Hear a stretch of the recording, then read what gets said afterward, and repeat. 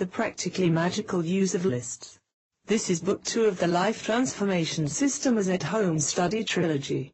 Presented by JoreJj Elprehzleinn. www.elprehzleinn.com. The most sought after prize in life is the mastery of your mind. Every benefit that you can possibly imagine, desire, or expect comes from doing it. Now you can do what few before you have ever achieved using the simple magic of making lists, in the practical way that handles and directs your mind for your highest good and the highest good of all. With peace and love. Featuring an introduction to Talk, the world-famous system, method, and tools for consciously creating your own reality with financial intelligence. Life Transformation System as ed. and Talk are trademarks of JoreJj Elprehzleinn. The Practically Magical Use of Lists Home Study Course is a copyright of JoreJj Elprehzleinn. Introduction. If there is intense study of how mind is indeed the builder, it will see that what is held in the act of mental vision becomes reality in the material experience. Edgar Cayce. People who read this book often assume that I wrote it and that it is about me. I did write this introduction and chapter 6, and chapter 7. I did pay all the individuals who helped put this together so that I could publish it. I pay them in dollars and I pay them in services. I invested years and many dollars to make this wonderful and now widely and highly acclaimed ebook publicly available for you now. I did edit the whole book many times. I believe in this material, when nobody else did and against tremendous opposition. I work with the technology every day, since about 1995. Several people were involved over the years channeling and discussing with me to make this possible. And many beautiful, unseen friends. The legendary Elprehzleinn family story is not the topic of this book, as this is for you and for your life. However, for those interested, I have published edition 1 of our story. Just click here to access that now for free on our websites. What you have here in this book is so potent, in my opinion and experience, that for some reason I had to face challenging opposition to develop and publish the amazing book, which presents what many people who have already used it say is the most concise and effective book of its kind. From the first version to the most highly developed version that you have in front of you now, I have tried out all the exercises myself. I have achieved stellar results in my life, using these lists. I condensed what I experienced by using the materials in chapters 1 through 5 into what is now known worldwide as Talk, which is a method, system, and tools for mastering meditation with the benefit of consciously creating your own reality. This ebook contains an entire home study workshop using the practical magic of lists. As you move through chapters 1 through 5, you progressively gain the knowledge of the full power of lists and how they can change your reality. You learn by experience the basic technology that you can then use to feel and know the value of Talk, which is the ultra-sophisticated system, method, and tools that you can use to completely and consciously create your own reality.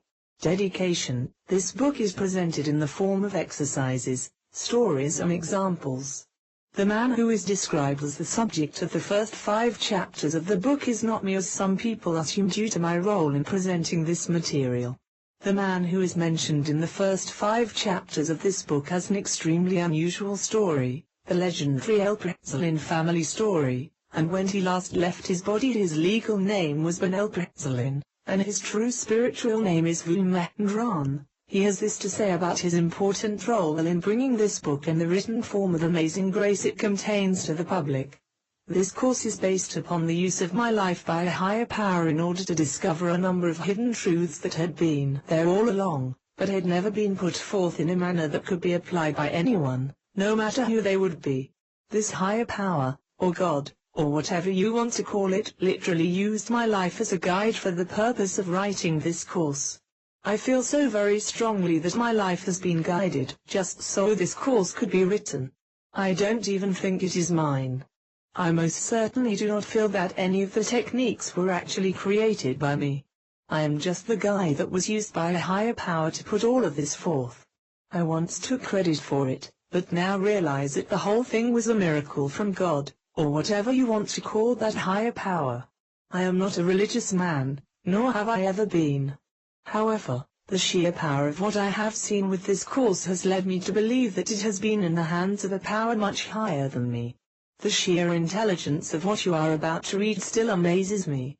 I was just an instrument for the creation of this course, and you who read it and apply it will discover that. I wish you a swift journey to the greatest you that you can possibly be. Now, let us continue with the presentation of these life-changing materials. In order to gain the full benefit from this course, all you have to do is do the exercises. Everything else that is written is a form of explanation that will cease to be important once you have your own experience of what you can do with the exercises and the underlying experiences that they open up for you. After using the first 5 chapters of this home study course successfully, you come to the final chapters that give you an introduction to talk. Once you have attained the ability to use the lists effectively, you can understand and feel great about learning and using talk to completely and consciously create your own reality. Just to be clear, this course, The Practically Magical Use of Lists, is Book 2 in our Life Transformation System Z trilogy. Since the art and science of the practical application of mind power with love to everyday life is a monumental accomplishment, we have broken things down into the 3 books. Your own higher consciousness, and your own choice about what is best for you needs to be made regarding how you prefer to proceed. The way it is designed for people that want to experience our full life transformation system as at home study program is that our book, Life Transformation System Z, is book 1 of the series. You use that book to lay out the plan and to help and inspire you in a 9-week format.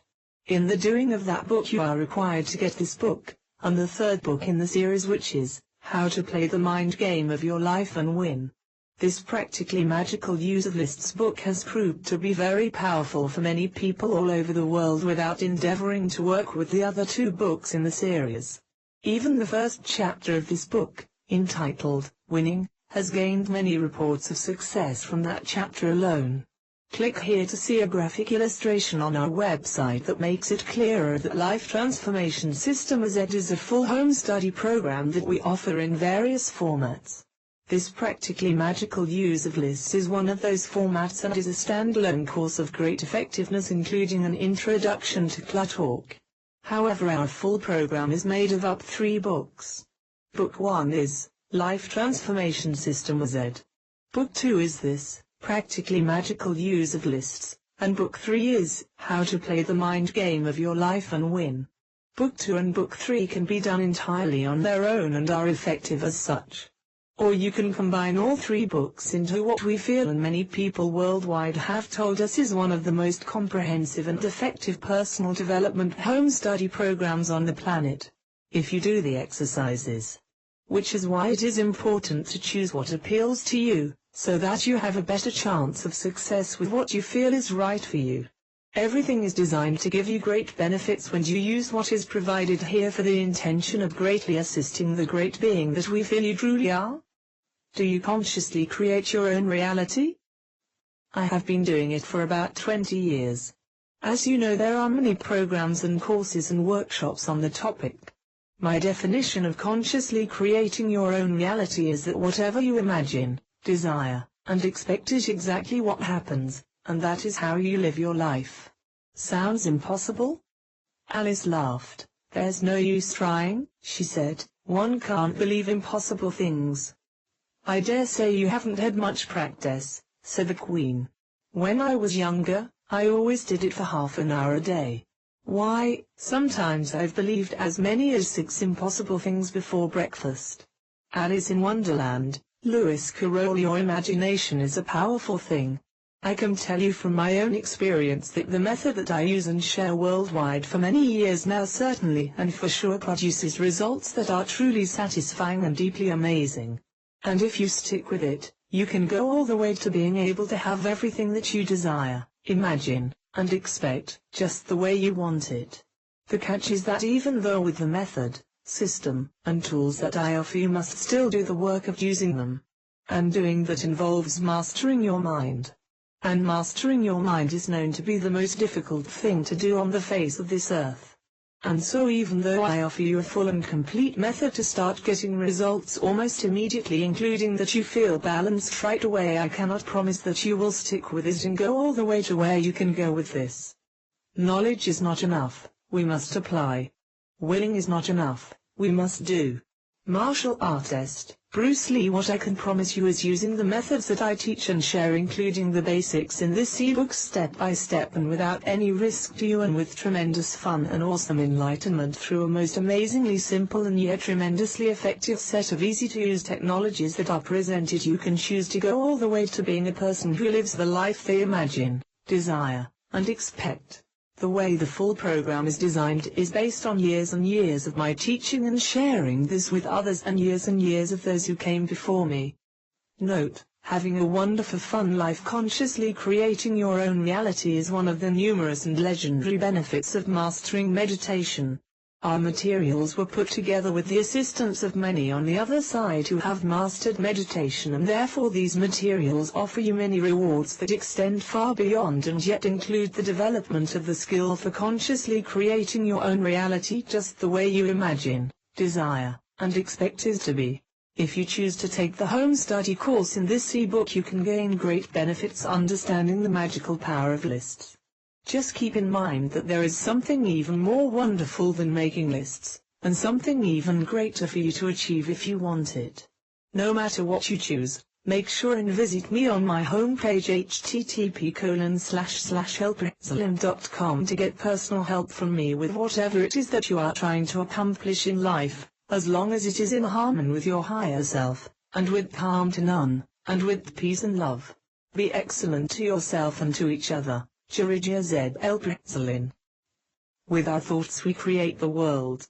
Buddha Life Transformation System Z, and Klar Talk are a method, system, tools, and resources to transform the life you have now into the life you consciously imagine, desire, and expect, using the power of your own mind, with love, and your higher self. This ebook provides a valuable set of building blocks and basic skills for mastering your mind in the most effective and practical everyday way. For our full program that you can get started with today, get Life Transformation System Z and start with that before you do this book. This book is very effective on its own. That is just what we recommend. The Practically Magical Use of Lists, Chapter 1, Winning. Congratulations!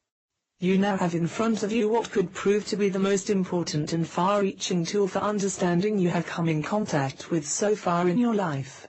I want to tell you that you are pretty terrific. You have abilities far beyond what you've ever thought, but you need knowledge to put your power to use. It is knowledge that must come from within yourself. I cannot tell you exactly which knowledge you need, and I'll tell you why. Let's assume the needed knowledge is behind a vast wooden door with a keyhole. Many wise men in the past have come up to this door, but they never have gotten through it. They have, however, managed to look through the keyhole and gotten an idea of what knowledge was.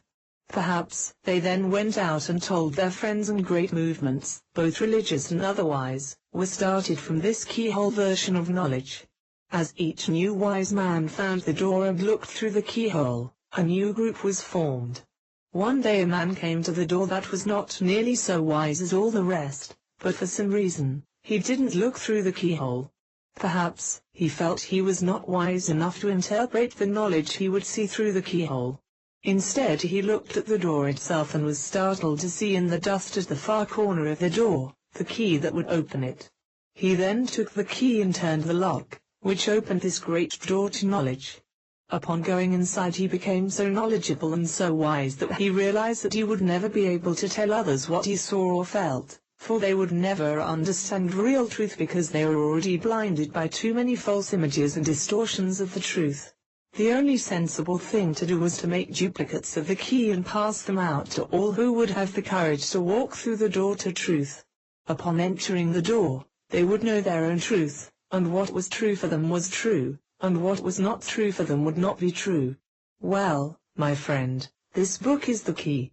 The first thing to do is unblock the shackles which bind you to lies and false images such as worry, fear, doubt, superstition, vanity, greed, and hatred. These are just a few of the barriers that seemingly stand between you and whatever you desire and imagine for your life.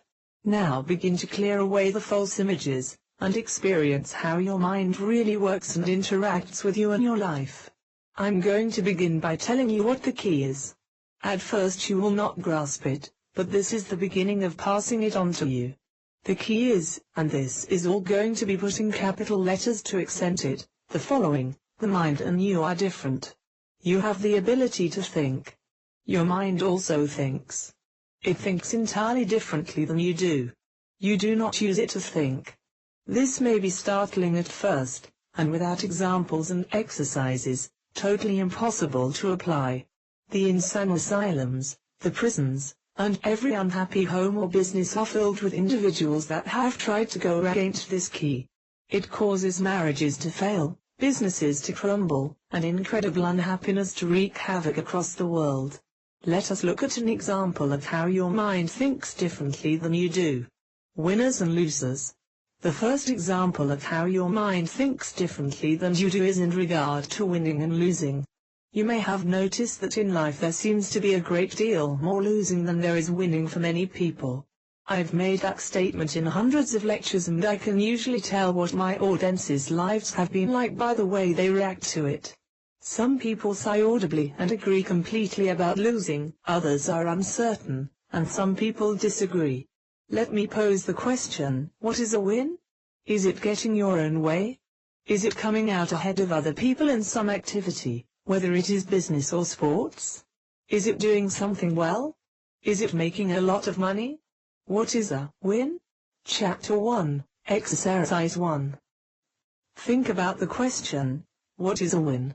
For a few moments, and then write your answer down on a separate sheet of paper before you go on reading. I repeat, do not go on reading until you have written down your definition. The reason is because your definition will show you why and how you have lived your life to this point. Naturally, it won't provide the whole answer, but it should provide some interesting insights.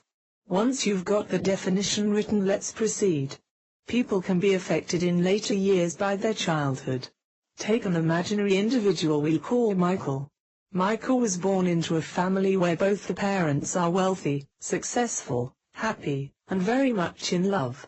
They are experts in raising children, knowing exactly what to do to bring the best out of a child in all ways. They encourage him in all things and correct his actions in such a way that Michael never feels criticized or invalidated. When Michael is ready for school, his teachers are experts in handling children and giving each child the amount of personal attention needed in order to excel in studies. Michael continues in school, always getting help when needed. Naturally, he is a straight-A student. He excels in sports, and his school was never defeated in any athletic or scholastic encounter with any other school. Michael goes on to graduate with honors, and upon graduation, he lands a fantastic job in exactly the field he loves working in. Michael feels he is a winner, yes? Obviously, because all his experience is winning. As we look at this example, we can say, well, that's all fine and good for Michael, but what about the rest of us? Most people do not have a life anywhere close to this. Most of our parents were not wealthy, and many of them were not especially loving or supportive because they had their own problems. Teachers that most of us had certainly did not understand children's needs, and the athletic teams at our schools did not win all of their games. How then are we to think of ourselves as winners when we have little experience of winning? How do we now get on the winning track? Looking at my own life, I was born on a Midwestern farm. My father was a farmer and not a great financial success. For my 11th birthday I received the tractor with the very strong implication that I use it to do a thing called work. Did you ever notice that as you were growing up that adults were constantly indoctrinating you into something called work and teaching you how terrible it was to be an adult? I remember some of their comments: you're going to have to work someday. You can't be a kid all your life. Another one was, be glad that you're a kid because when you get to be an adult, it's really going to be tough. But, we only partially believed them. Sure, we hear and know that it could probably happen to somebody else, but not to us. We're going to grow up to be a great actor, actress, singer, dancer, athletic hero, or any one of a number of dreams that children have. We're going to be successful. Your dreams keep you alive, but one by one they begin to die. The great actress doesn't qualify for the school plays. The future great singer is told he sings off-key. I remember my own dreams. The first was to be a professional basketball player. So, I did all the things that I thought you were supposed to do to become a professional. I shot baskets by the hour. I even shoveled snow off of my outside court on the farm so I could shoot baskets. I played in the rain and mud. When it was too cold for my fingers, I played with gloves on.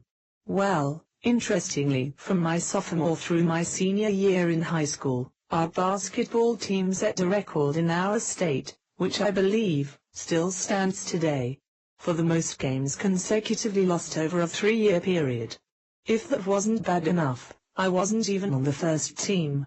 Eventually, people even hated to show up for the games. The attitude at the school definitely became one of losing. After so much losing, how could one get a winning attitude? In case some of this sounds familiar, do not despair. First of all, there is a very good likelihood that our original example of Michael and his perfect life were not so perfect. There has been so much emphasis placed on attitude over the years that no one has bothered to look at the prodigious number of individuals that crashed and burned attempting to maintain what was called a positive mental attitude. This one single idea is like a form of sabotage unless you know how your mind really thinks. Let us put down a definition of what winning is to your mind. This is not your definition. However, if you do not adhere to it, you will be so overwhelmed by your mind that you could forget your own name. This is the first way your mind thinks differently than you do. Whoever came up with this originally never came up with a way to apply it, particularly on a daily basis. It was far too simple, and everyone before me bypassed it to go on to something that they thought would be more appealing. Your mind is not fancy. It does not have big dreams, and it most certainly has no personal interest of its own. The only thing it really does is record whatever your life is, and then use that information either for you, or against you. The definition that you have been waiting to hear you may have heard before, for it is most certainly out there. However, it has never been pointed out that this is your mind's definition and not yours. The definition that your mind has for winning is anything you decide to do and then do it, or anything you decide not to do and don't do it. Obviously, losing is just the opposite. Once again, this is your mind's definition, and not yours. You would be looking to something big. This is why the majority of people live their lives vicariously through the big accomplishments of others. This is so prevalent in today's society that it is as though everyone is a watcher, and not a doer. The question would be, how do you apply this knowledge? This is our first exercise, and this is for your mind and not you. It has been overlooked for so many years that it may take a few minutes to be reborn. It is very important that you do this exercise exactly as given. The exercise is as follows. Chapter 1, Exercise 2. 1. Look at the wall to your right. 2. Look at the wall to your left. 3. Take your right hand and put it on your left hand. 4. Now, look at the floor. 5. Now, take your right hand and put it behind your left ear. Now that you've done this little exercise, I'm going to tell you a great truth. This is probably the most valuable thing that I could tell you regarding all of this. This is so important that this truth will be put in all capitals. Your mind is counting. It has just given you 5 wins. It doesn't care how big the wins are.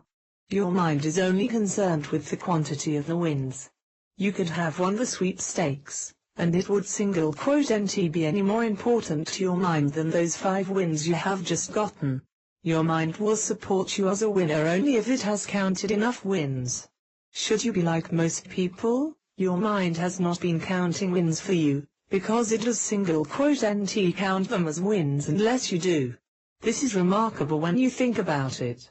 Your mind is constantly watching you, and it values your opinion. You can just consider the ramifications of all of this. Your mind can be your greatest friend, or your greatest obstacle. Let us look at an example of just how this would apply. Chapter 1, Exercise 3. I am going to give you the same instructions as before, but with one additional factor. This time you make the decision, before you do each of these things. Let us begin. 1. Decide to look at the wall on your right, and when you are sure that you have made the decision, then go ahead and look at the wall. 2. Now decide to look at the wall on your left, and when you are sure that you have decided, go ahead and look at the wall. 3. Now decide to look at the ceiling, and when you are sure you have decided, go ahead and look. 4. Now decide to put your right hand on your left, and when you are sure you have decided, go ahead and do it. 5. Now decide to look at the floor, and when you are sure that you have decided, go ahead and look. Make sure you have decided first. 6. Next, decide to put your right hand behind your left ear, and when you are sure you have decided, go ahead and do it. Let's find out what you noticed from doing this. Did you notice that it felt much better when you made the decision first and then did the exercise, as opposed to when you just did what you were told to do? The reason for that is that the exercise now included you. Your mind still counted the wins, but this time, you also felt better. The reason for this is because you became more alive. Most people are so afraid of making a decision that they live their lives in a form of torment as to what will happen next. Let me give you a very poignant illustration. There was a story a number of years ago, about a certain plane flight, which exemplifies this. All of the passengers were securely in their seats, and the plane was racing down the runway when a voice came over the loudspeaker that said, "Ladies and gentlemen, welcome to Flight 402.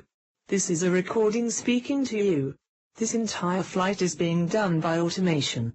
There are no human pilots in this plane.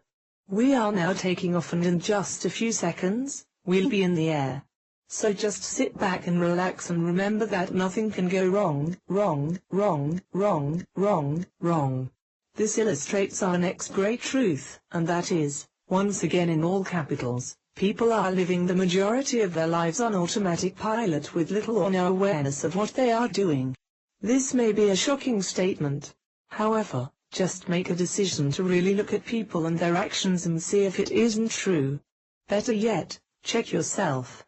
I'm sure that you'll find that the times you feel most alert and alive are those times when you consciously decide to do something and then do it, no matter how small or insignificant the activity seems at the time.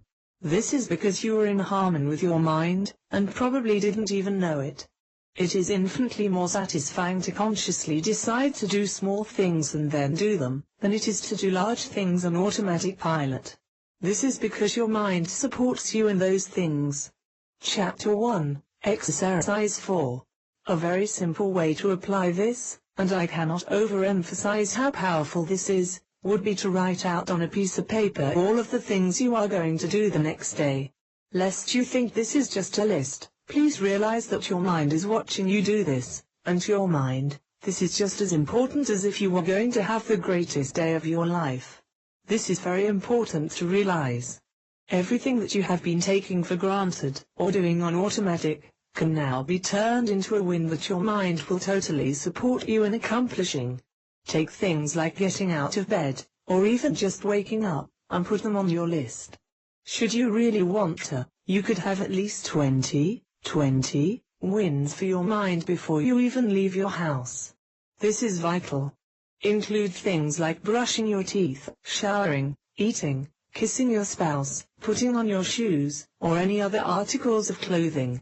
You can include the smallest of things, and your mind will give you a win the minute the thing has been done, and most importantly, checked off your list.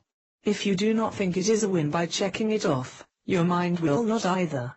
There is an enormous satisfaction in doing this, because you become more alert, and more off automatic with each thing that you check off. This is because your mind has been guiding all of this as your automatic pilot until you took over the controls again. Not only that, but your mind has been considering you to be a total loser the whole time that it was your automatic pilot. The whole time it was being your automatic pilot, it was not counting your wins, because you didn't have any. The only way to take it back over is with little simple things. Your mind is waiting to serve you, but it will serve you on a platter if you do not follow this. It is very simple to just write your list, and then just check off your wins. Should you try to do this with just large things, like a shopping list, you will have missed your greatest opportunity to begin living again. Your mind is concerned only with the quantity of your wins, and the number of things that it's not in service as your automatic pilot to accomplish. Special note, the win list is very different than what is often called a to-do list. They may appear the same at first. They are very different. Many people use a list of tasks to accomplish things. The win list will greatly empower your use of a to-do list, however a win list is unique from a to-do list. If you would like help to greatly empower the effectiveness of using to-do lists, incorporating the life transformation technologies, then contact JoreJj Elprehzleinn at http://elprehzleinn.com and book his time for a consulting session to help you get more out of your to-do list. For the purposes of this book, be aware that the win list exercise is different than a to-do list. To get the most benefits from doing the win list, make sure and put small, easy, sure wins on the list. You can take this win list a step further. You can actually gain strength by setting up the little exercise that was described earlier, the same way you would accomplish a physical exercise program. Just sit or stand wherever you are, and make out a list of things to decide to do, and when the list is completed, go ahead and decide to do them one by one. This is to get you back in the driver's seat far faster. It is up to you how fast you want to go. It does not matter whether it is just looking at things in your environment. That is what your mind has been doing for you as well. The idea is to live, and if you are like most people, you have been knocked out by your mind, and didn't even know it. Good luck, but if you follow this, you really shouldn't need it. Above all, do not include goals, or anything that you are not quite certain you will be able to check off of your list. Your mind has more than likely been thinking of you as a loser for so long that it will fight you on those. Whatever it thinks of you, based upon the number of wins, and the amount of time it has not had to be your automatic pilot, your mind will either support you, or deport you. Let me give you some major encouragement. You still want big wins. I know that. I want big wins. However, your mind still doesn't care. The key is that by creating all of those seemingly little wins for the benefit of your mind will be far more reasonable as you go after your bigger wins. By doing this conscientiously, your chances of having bigger wins will be that much greater. The thing that you have been looking for all along, which is that positive mental attitude, will finally be yours. More importantly, it will be yours without the insanity of the denial of the negative mental attitude that your mind has been secretly projecting, because it considers you to be a loser. Try it in your own life and see how differently you feel. Some of you might say, but I wouldn't feel right giving myself those little wins. Something has to be a big win before I can count it. Well, it is amazing that we find it hard to give ourselves little wins, but we don't hesitate a moment to give ourselves little losses. Oh my, I forgot my appointment. Oh dear, I forgot to brush my teeth. You dummy, how could you forget your lunch? These are little losses, but one would think the world was ending the way some folks carry on when these or similar things happen. People are just too hard on themselves. Ever wonder why? It could be that it goes back to childhood and some of the criticisms we received at that time. A lot of us were raised around very critical people who seemed to be just waiting for us to make a mistake, so that they could correct us. Being small, there was really no effective way that we could protect ourselves from these critics. Talking back sure didn't do much except get us in worse trouble. Consequently, we developed self-defense mechanisms. Whenever they would rush over to correct us or call us names, we were ready. We could hold up our hand and say, "Stop right there because you don't have to criticize me or call me names. I've already done it to myself. I've already called myself dumb and stupid so you don't have to." This may have been very workable as a child, but the problem is that as with so many things, it was put on automatic. Here we are years later. And as adults, every time we make a little mistake, we act as though that person from our childhood is going to rush out of nowhere and say, You stupid dummy. How could you do such a silly thing? Now, we say it to ourselves. Parents have no idea how they wreck their children by this form of abuse. Have you ever noticed that the more you call yourself stupid, dumb, or ignorant, the more stupid dumb things you tend to do? The reason for this is because your mind basically took over when you had about all of that criticism. You basically stopped living, and your mind took over, and has been running the show ever since. This may be shocking, but it is the truth. It is up to you to do these simple little things that I have described to turn your life around. This is only the beginning to the key. Remember, and this is the next great truth, and it will be in all capitals, your mind will take your word as to whether you consider something to be bad or good, evil or good, or a win, or a loss. Every time you utter the words that you are stupid, you are dumb, or you are anything, your mind just takes your word for it.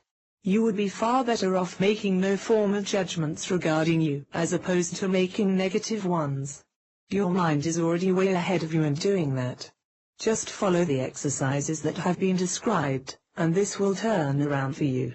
Not only will it turn around for you, but also your mind will begin to support you with all the positive ideas that can be formed about you. A form of suicide is to do what are called affirmations before you have done these exercises for quite some time. I know how many groups and schools teach affirmations as a way of life. They have no idea the amount of force they are building up in the mind of every person that they teach to do affirmations. You can be positive and happy, without using any form of denial or overwhelm on your mind. It will lash out like a snake, when you least expect it, if you do not follow this. Remember, your mind does not just accept your word, unless it is backed up by action, and the preceding actions support whatever words you are saying about you. That is enough said. The next thing we are going to take up is truly remarkable. Let me give you a little history on myself. I have been through practically every type of training or school there is. All of them teach pretty much the same things. The world is replete with self-help chapters, and practically every type of supposed understanding about how the mind works. Most of them haven't got a clue, because they just copied from someone else. This someone else probably thought they had the answer, but it failed miserably. This is particularly true in day-to-day life. Many people were turned into a form of predator by many of these chapters and schools, all in the name of what is called success. However, there is something discussed in practically all of them that I have found truly effective. We could call this a number of things, but let us relate it to your mind. This is the next great truth, and it will be capitalized. Not only does your mind not care how large your wins are, it does not care whether they even happen in the real world. The power of what is called the imagination is truly awesome. However, like all great powers, you have to totally control it, or your mind will turn it against you. Let me illustrate. When I first started out to change my life, I had been so battered that the only thing that I was willing to try was the sport of bowling. That was as far as I could see. I reasoned that if this imagination thing would work for the sport of bowling, it quite possibly could work in other areas of my life. Totally unknowingly, I discovered the key, or at least one of them, to the mind. After reading a number of chapters on the imagination, none of which had the key, I began. Putting it quite simply, I would lie in my room at night and imagine throwing bowling balls. Never once did I miss. Never once did I bowl anything but a perfect game. I did this every night for weeks. I continued to do it, regardless of how well I was actually bowling at the bowling alley. The key, and I am going to put it into capitals first, was being used by me without even knowing it. Your mind is not interested in your imagination for anything other than the number of wins or successes that are visualized. One is just as good as another. All your mind cares about is the quantity. Let me tell you what happened. I was particularly interested in having this work, seeing as how the rest of my life depended upon it. Consequently, I would spend every night visualizing at least 12 perfect games. To those not familiar with the sport of bowling, this would mean that I would see, or my mind would see, at least 144 perfectly thrown balls. This went on for weeks and weeks. Notice that the longer it went on, the more convinced my mind became that I was a truly wonderful bowler. Let me explain to you what happened next. I was at the bowling alley one night, and not doing very well, when I suddenly bent over to take my stance before throwing the ball. Suddenly, my right hand and wrist turned by themselves, and I was now holding the ball in a totally different way than I had ever held it before. I also seemed to be the only one in the bowling alley that had noticed this strange occurrence. As I was not sure what had happened, I simply threw the bowling ball while holding onto it in this new way. Much to my surprise, it seemed as though I was suddenly throwing the bowling ball the way that I had been visualizing for all of those weeks. It rolled down the alley and got to strike better than I had ever seen myself do before. I continued to visualize, and before very long, I was regarded as one of the top bowlers in all of the area where I was living at the time. This encompassed about five states. There was even one year when I was considered to be the champion of those five states. This was decided by what is called a tournament. The moral to this little story is that I followed the principle of quantity, and was rewarded. At that time, I made the decision to give up bowling and attempt to find the answer to the problems of life itself. That is how encouraged I was by my bowling experience. Needless to say, there was much more that I had to discover. Fortunately, I had the foundation of my bowling experience to constantly reflect back on. Today I realize that it was my mind that turned my hand and transformed my life. At that time, I only knew the visualizing. I cannot even begin to tell you how that is not enough. Let me tell you what happened to me. I wanted to know what was the secret behind this strange power. What was the underlying factor that made it work? What was behind it all? I decided to devote my life to discovering the answers so that I could pass them on to others.